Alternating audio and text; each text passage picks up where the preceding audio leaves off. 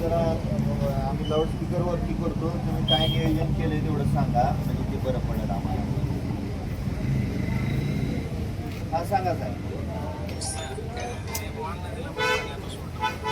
पाणी साधारण कडला सोडून गेले, म्हणजे 18 बंधाऱ्यापर्यंत गेले.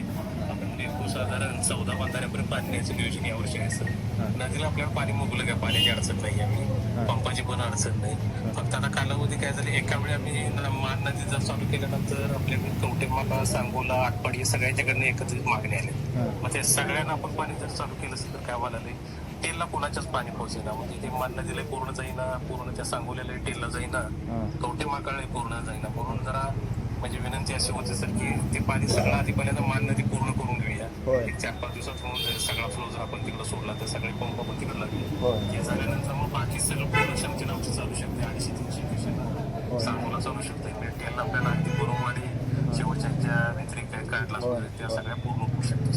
असं करूया सर जरा नियोजन 4 दिवसानंतर. चालेल. पण ते इथं सगळे शेतकरी आलेले आहेत. मागच्या वेळेस वाडेगाव आणि वाडेगावचे 4-5 गावं त्याच्या खालची, त्यांना उन्हाळी आवर्तनामध्ये मंत्री महोदयांचा निर्णय झाल्यामुळं आपल्याला पाणी देता आलेलं नाही, आणि आता त्याच गावाला पाणी मिळालेलं नाही आणि पाणी बंद झालंय असा काहीतरी गैरसमज काही लोक करतात.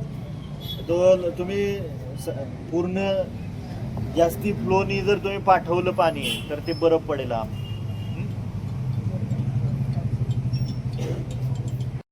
हा, रेंजचा प्रॉब्लेम असल्यामुळे कट झाला. तुम्ही जास्तीच्या फ्लोनी अगोदर नदीतलं सगळं आवर्तन संपवून घ्या, सगळे बंधारे भरून द्या. हा, नदीला पाणी मुबलक आहे, हो होय कालावधी तर आपण वाढवतो की होय होय शेवटच्या गावाला शेवट पूर्ण होईपर्यंत आपण करूया. होय त्याचा फायदा तर आता रब्बीला आम्हाला फारता येणार नाही. होय आता पूर्ण देऊया.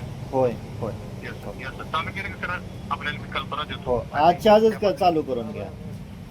हा, मान आधी करून हो हो. हो.